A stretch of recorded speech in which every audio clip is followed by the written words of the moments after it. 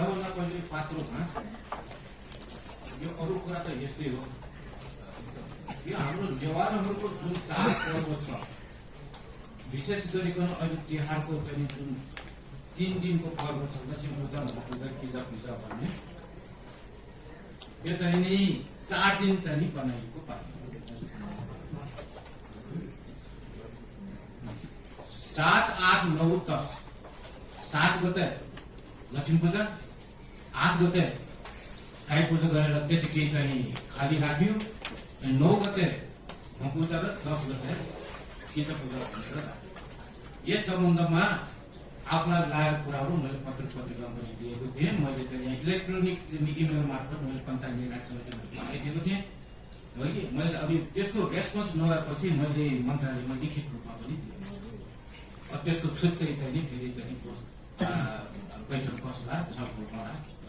तर अहिले चाहिँ छोटोकरीमा मात्रै म के भन्न चाहन्छु भने नेवारहरूको 4 दिनको पर्व चाहिँ 3 दिन पनि कसरी, 3 दिनको पर्व 4 दिन कसरी किन 1 दिन चुनाव राख्यो। अब मैले शङ्का गरेँ सायद ग्रहणको कुराले होला भनेर, किनभने त्यहाँदेखि के अरे 4 पाउनुपछि 4 पाउनुमा चाहिँ ग्रहण लाग्छ, 5:24मा चाहिँ सकिन्छ हो कि। त्यति बेला चाहिँ त्यसपछि हाम्रो भगवतको चाहिँ अर्थात् आत्मपूजाको जुन शास्त्र सम्मत नै हो, भविष्य पुराणदेखि लिएर विभिन्न शास्त्रहरूमा उल्लेख छ यो आत्मपूजा सम्बन्धीको कुरा। त्यो चाहिँ हाम्रो शास्त्रमा अपराह्न काल भनिए तापनि हामीहरूको व्यवहारमा चाहिँ सायंकाल र रातिकालमा अब त्यो चाहिँ नि खण्डित भएको पाइयो। खण्डित पर्व खण्डित गर्दाखेरि धर्म लोप भयो कि भएन, संस्कृति लोप भयो कि भएन। अब भोलिपल्ट चाहिँ राख्यो प्रतिपदा, बिहानको प्रतिपदादेखि चाहिँ समयमा चाहिँ भपूजा हुने राखियो। त्यो बिहानको चाहिँ कुनै प्रमाणित छ, भोलिपल्टको प्रमाणित छैन। त्यसरी पुरो बित्ता दिने हो भपूजा, परबित्ता होइन। घाइतेका पनि त्यस्तै छ, परबित्तामा राखिएको छ। शास्त्रमा के छ भने भपूजा चाहिँ नि अथवा आत्मपूजा चाहिँ नि औँसी र चाहिँ नि उसको चाहिँ प्रतिपदाको चाहिँ मिश्रित चाहिँ उसमा तिथिमा गर्नुपर्छ भन्ने छ। तर अब यहाँ ल्याए के भनेदेखि चाहिँ यो प्रतिपदा र द्वितीय तिथिको मिश्रितमा ल्यायो, त्यो गर्नै हुँदैन। शास्त्रमै उल्लेख छ त्यो गर्न पाइन्न भनेर। यस्तै चाहिँ नि घाइतेका चाहिँ नि द्वितीय पर्व प्रतिपदामा, द्वितीय पर्व तृतीयमा राखेको छ, झन् त्यो चाहिँ हुँदै हुँदैन। किन 1 दिन पछाडि राखेर चाहिँ नि यो चाहिँ पर्व संस्कृति चाहिँ नि अलिकति बिखुरिएको अवस्था मैले यसपालिको पात्रमा पाएँ। अब ग्रहणको कुरा हो भनेदेखि ग्रहण त 4 पाउनु के अरे 4 पाउनमा लागेर चाहिँ 5:24मा सकिन्छ। ग्रहण चाहिँ नि नदेखेपछि अथवा त्यो मुक्त भएपछि चाहिँ नि भजन आदि गर्नुहुन्छ, आफ्नो चाहिँ नि दैनिक काज गर्नुहुन्छ भने उनले शास्त्रीय ग्रहण पनि लिएर आएको छ। 4-5वटा चाहिँ विभिन्न कृति वाटिकादेखि लिएर धर्म सिन्धु, यो विजय सिन्धु, यो चाहिँ कालमाडवका कुराहरू छन्। त्यसरी हुँदा पनि पर्व खण्डितै गर्नुपर्ने, केही काम छैन भनेदेखि त ठिक छ, त्यसमा भन्नुपर्ने कुनै अवस्था रहेन। र आत्मपूजा गर्नुपर्ने नेवारहरूको ठुलो चाड नखा भन्छ, त्यो परिएको अवस्थामा यसरी खण्डित गर्दाखेरि यो चाहिँ हाम्रो लोक, संस्कृति लोक, संस्कार लोकको कुरा चाहिँ आयो। त्यसो भएको हुनाले यो सच्याउनु पर्छ भनेर चाहिँ नि मैले निवेदन पनि दिएको छु। यसमा छुट्टै चाहिँ थुप्रै प्रमाणहरू छन्, छुट्टै चाहिँ छलफल गरिन्छ। अब अर्को कुरा के भनेदेखि अलिकति भेग टाइपले चाहिँ नि यो ग्रहणको कुरा दिएको। जस्तै यहाँ चाहिँ मैले चाहिँ अध्यक्षज्यूको यो चाहिँ एउटा चाहिँ वितरण गरेको ग्रहणको दिनमा गर्न पाइँदैन भन्ने चाहिँ कुरा एउटा लेखेको पाइन्छ विषय। अब ग्रहणको दिन भन्दाखेरि दिन भनेको कहिलेदेखि गरिसक्यो। हाम्रो काम हुन्छ, 8 प्रहर हुन्छ, बिहान प्रातसँग मध्याह्न अपराह्न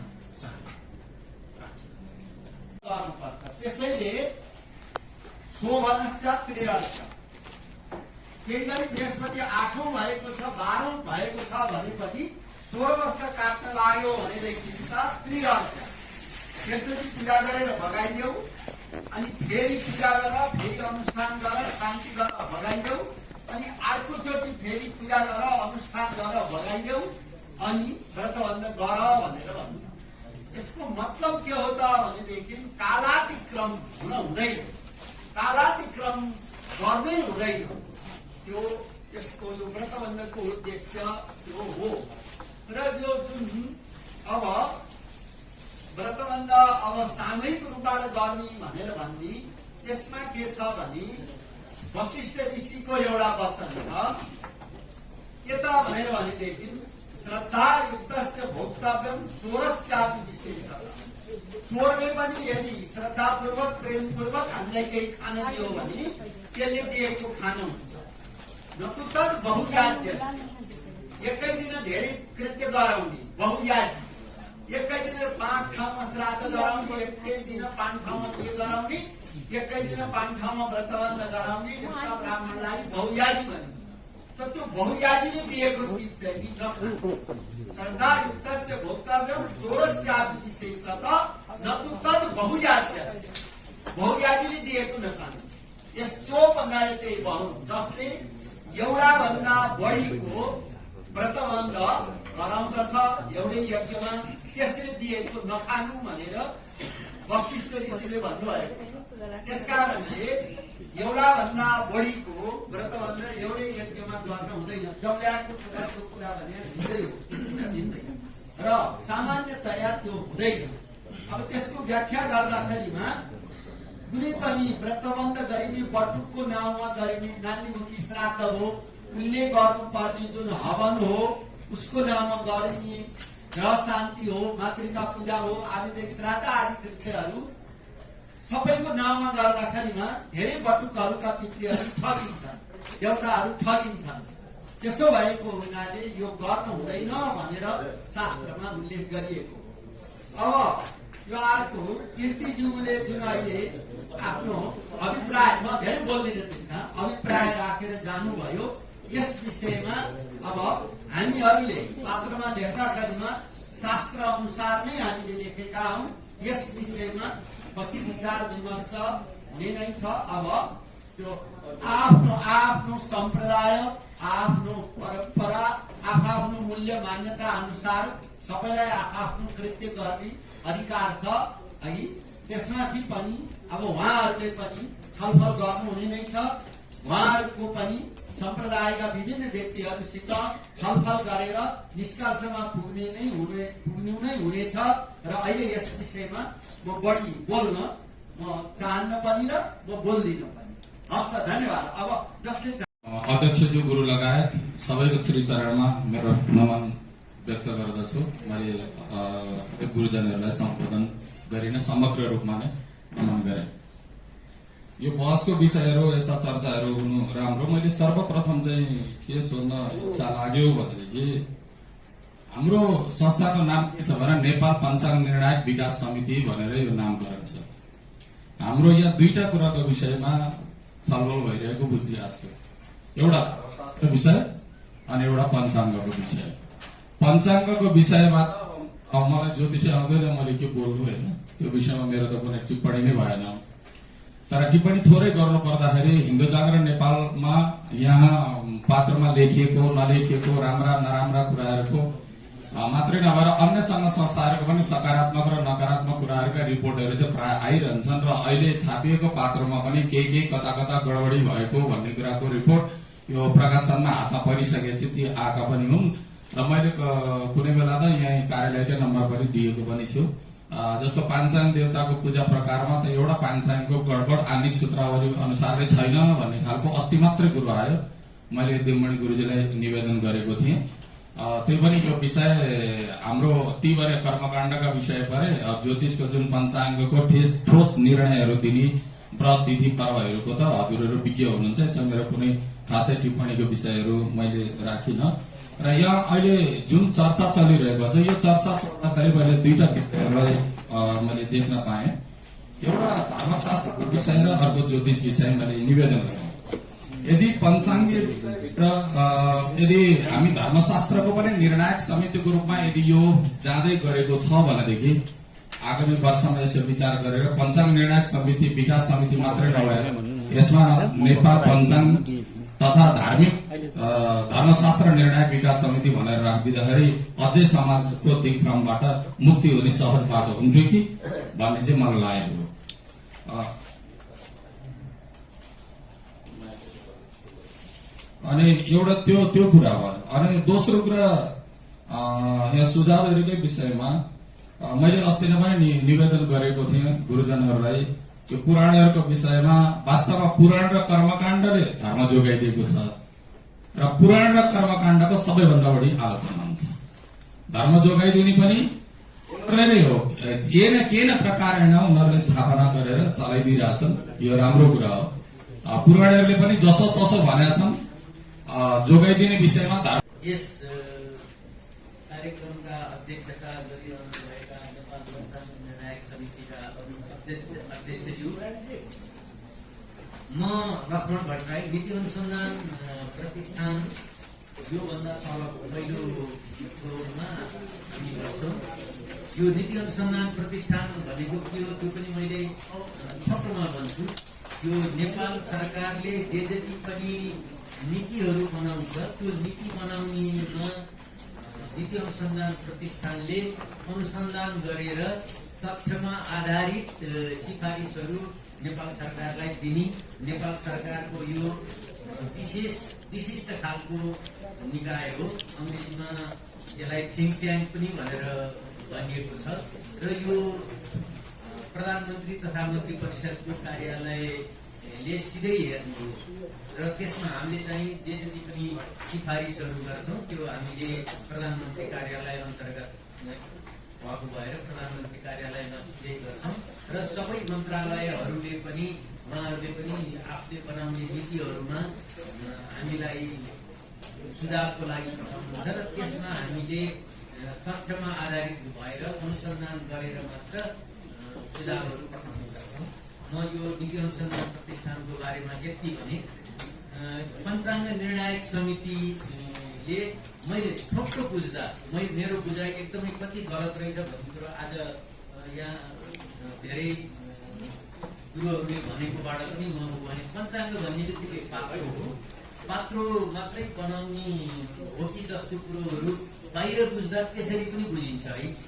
र त्यसैले अब यसको त धेरै काम छ। अहिले यहाँ देखियो पनि यो पञ्चाङ्गका कुराहरू होइन, विभिन्न मुहुर्तका कुराहरू, त्यसले बनाउने कुराहरू, ग्रहहरूको अध्ययन गरेर गणितलाई हिसाब गरेर यो तथ्यमा साइन्समा आधारित छ, विज्ञानमा आधारित छ। यो तलमाथि पर्दैन। जुन दिन यति बेला ग्रहण लाग्छ भन्यो ठ्याक्कै त्यही घडी पला समेत तलमाथि नहुने गरेर गर्छ। यो साइन्स हो, त्यो कुरो त बुझिएको छ। तर अब यसले अहिले जुन यति धेरै कुराहरू उठाउनु भएको छ, धर्मशास्त्रका कुराहरू, नीतिशास्त्रका कुराहरू र अनि हामीले गर्ने कर्म 3 वर्षमा र 5 वर्षमा पनि त्यो नहुँदा हो त्यहाँ त्यो हुँदा भन्ने भएछ। त्यो नहुँदा उपनयनसँगै पनि गर्न सकिने शास्त्रको मान्यता रहेको पाइन्छ। त्यहाँ न चाहिँ थप्नु भयो धेरैले। पृष्ठ नम्बर यो 2 को त्यहाँ 5 नम्बरको जो कुरा छ, यो यी वर्षमा नहुँदा उपनयनसँगै पनि गर्न सकिने शास्त्रको मान्यता रहेको पाइन्छ र यो संस्कार यी मध्ये कुरीमा हुने गरेको देखिन्छ। अहिलेसम्म कमसेकम 6 हुने गरेको देखिन्छ र कतैबाट प्रश्न आउँछन्, छोरो चाहिँ कपाल काट्न मान्दैन गुरु, अब यो व्रतबन्ध गर्न मिल्छ कि मिल्दैन भन्छन्। त्यो मिल्दैन, व्रतबन्धै नगर्नुहोस् भन्ने गरेको छु मैले चाहिँ। त्यो गलत होला कि सही होला, किनभने बिरामी छ, रोगी छ भनेदेखि त्यस्ताको जस्तो कसैलाई क्यान्सरकै रोग छ, बच्चा छ र त्यो बच्चालाई चाहिँ अब केस काट्न चाहिँ नहुने स्थिति छ भने उसले नकाट्ने, उसले काट्ने, त्यसको कमसेकम विधि मात्रै गर्ने छ। त्यो बाहेक अरू अवस्थामा केस नकाटिकन व्रतबन्ध हुँदैन, चुडा कर्म हुँदैन। यी कुराहरू ख्याल गर्नुपर्ने हुन्छ। र हालमा आएर विधि पक्ष दुर्बल हुँदै गएको देखिन्छ। यहाँसम्मको जो 5 मा यिनीहरूका पनि भित्री रहस्य परक कुराहरू चाहिँ हाम्रा छुट्दै गएका छन्। र यसपछि 6 नम्बरमा मैले त्यो छलफल भएको छ। उपनयनभन्दा पहिले 6 नम्बरमा उपनयन संस्कार अत्यन्तै महत्त्वपूर्ण संस्कार हो।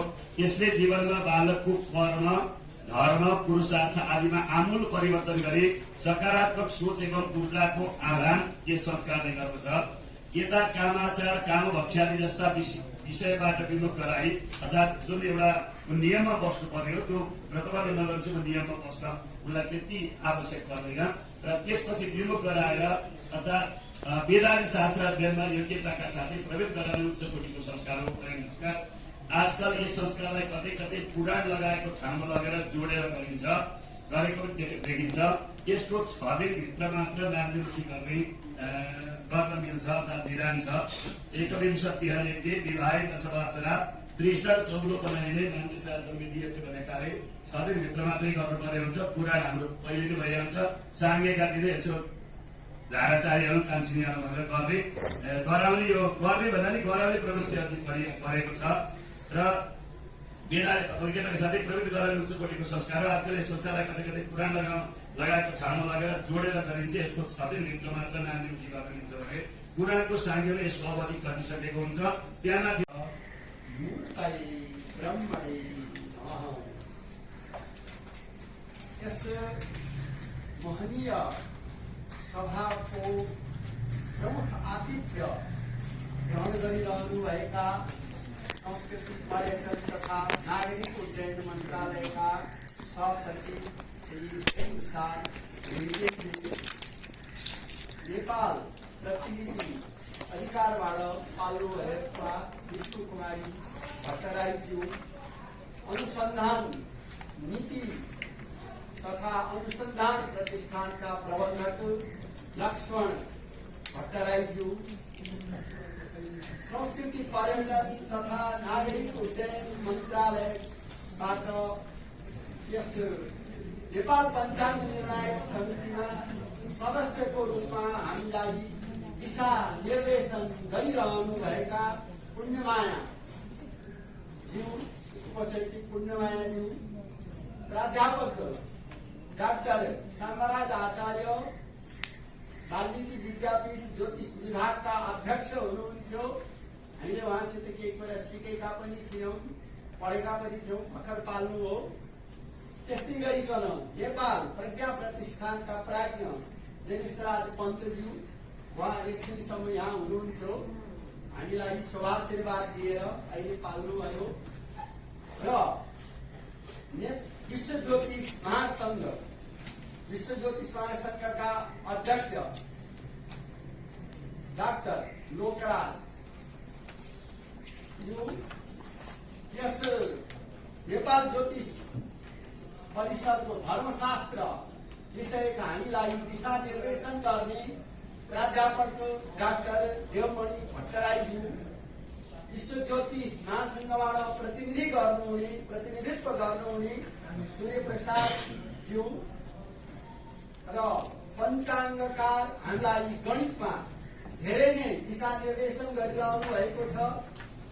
यस नेपाल पञ्चाङ्ग निर्णायक गणित समितिका विशिष्ट सदस्य पदनाथ, प्रशासनमा सहयोग गर्नुहुने कर्मचारी बन्धुहरू र पञ्चाङ्गकार समस्त बन्धुहरू, कीर्ति किरणज्यू, हाम्रो सुबोध ढुङ्गेलज्यू र त्यता सबैको नाम मैले अहिले भन्न सकिनँ, विष्णुदत्त लेखकज्यू जो ज्योतिषको विशिष्ट विद्वान हुनुहुन्छ। हामी सबैको प्रयासबाट आज यो अवस्थामा हामी पुगेका छौँ। अब सकेसम्म यही वर्ष परीक्षणको रूपमा भने पनि आकाशसँग मिल्दो जुल्दो हुने गरी आकाशको ग्रहसँग मिलेकै परीक्षणकै रूपमा भने पनि पञ्चाङ्ग निकाल्ने प्रयासमा हामी छौँ। तर यो क्रमलाई जारी रहन्छ। त्यसपछि कन्टिन्यू जस्तो हामीलाई चाहिँ साम्राज्य गुरुहरूको सबैको चाहिँ सहयोग साथ चाहिन्छ। राष्ट्रमा भएका सिद्धान्तका विज्ञ विद्वानहरूको सबैको चाहिँ सल्लाह, राय र सहयोग बिना हामीले पनि केही गर्न सक्दैनौँ। पञ्चाङ्ग निर्णायक समिति भनेको सबै विद्वानको हो, हामी सबैको हो। एकै समितिले केही पनि गर्न सकिँदैन। हाम्रो राष्ट्रको धर्म, ज्योतिष क्षेत्र, संस्कार, संस्कृतिको रक्षामा यो चाहिँ सबल बनाउने काम पनि हामी सबैको जिम्मेवारीमा छ र हामीले हाम्रो तर्फबाट तिनीहरूलाई सुदृढ गरिसकेपछि विभिन्न गोष्ठीहरू, सेमिनारहरू गएर राष्ट्रका सक्षम बनाउनुपर्छ भनेर उहाँहरूले क्रमशः यस समितिका चाहिँ समस्याहरूलाई हटाउँदै यसलाई सबल बनाउँदै लैजानु भएको हामीले महसुस गरेका छौँ। नेपाल पञ्चाङ्ग निर्णायक समितिले यस भवनमा छरिसकेपछि राष्ट्रको पहिलो इतिहासको रूपमा हामीले राष्ट्रिय पञ्चाङ्ग नामक पात्रो पञ्चाङ्ग प्रकाशन गरेका छौँ। हुन त पहिलोचोटि हाम्रो पहिलो प्रयासै भन्नुपर्छ। यसमा हाम्रा थुप्रै कमी कमजोरीहरू यस पात्रमा छन् होलान्, तर हाम्रो यसलाई चाहिँ त्यसलाई राम्रो राष्ट्रको एकदम राम्रो उत्तम सबै पाठकलाई राम्रोसँग हुने आवश्यक कुरा सबै प्राप्त हुन सक्ने हामी बनाउँदै जानेछौँ भन्ने हामीलाई चाहिँ विश्वास लागेको छ। अब यस पञ्चाङ्गले हाम्रो कतिपय पञ्चाङ्गकारहरूलाई खुल्दुली पनि उठेको छ। ओहो, अब सरकारले पात्र निकाल्यो नेपाल पञ्चाङ्ग निर्णायक समितिको बाट, अब हामी पञ्चाङ्गकारहरूलाई असर पर्ने भयो। सबै सरकारको पात्र भएपछि व्यक्तिका पात्र कसले किन्लान् भनेर चाहिँ मनमा अलिकति खुल्दुली पनि कतिपय पञ्चाङ्गकारमा रहेको। यस सभाका सभापतिज्यू, प्रमुख अतिथि सहसचिव होम प्रसाद भट्टराईज्यू, संस्कृति पर्यटन तथा नागरिक उड्डयन मन्त्रालय, नेपाल पञ्चाङ्ग निर्णायक समितिका पूर्व सदस्य प्राध्यापक शाम्बराज आचार्यज्यू, प्राज्ञ प्राध्यापक दिनेश राज पन्तगुरु, विश्व ज्योतिष महासंघका अध्यक्ष डाक्टर लोकराज पौडेलज्यू, नीति अनुसन्धान प्रतिष्ठानका प्रबन्धक लक्ष्मण भट्टराईज्यू, प्रतिलिपि अधिकारको विष्णु म्याडम, हाम्रो डाक्टर पवित्र खड्काज्यू, नेपाल पञ्चाङ्ग निर्णायक समितिका सदस्य प्राध्यापक डाक्टर देवमणि भट्टराईज्यू, सहप्राध्यापक प्राध्यापक माधव प्रसाद पाण्डेज्यू र कीर्तिमदन जोशीज्यू,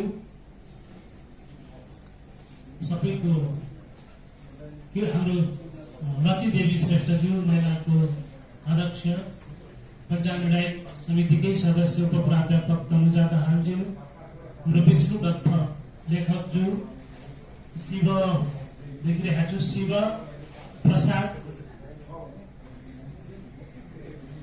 पुरा आयो शिवदत्त ढकालज्यू, धर्मशास्त्री हुनुहुन्छ उहाँ, हाम्रो उप प्राध्यापक डाक्टर पुरुषोत्तम भट्टराईज्यू र उपस्थित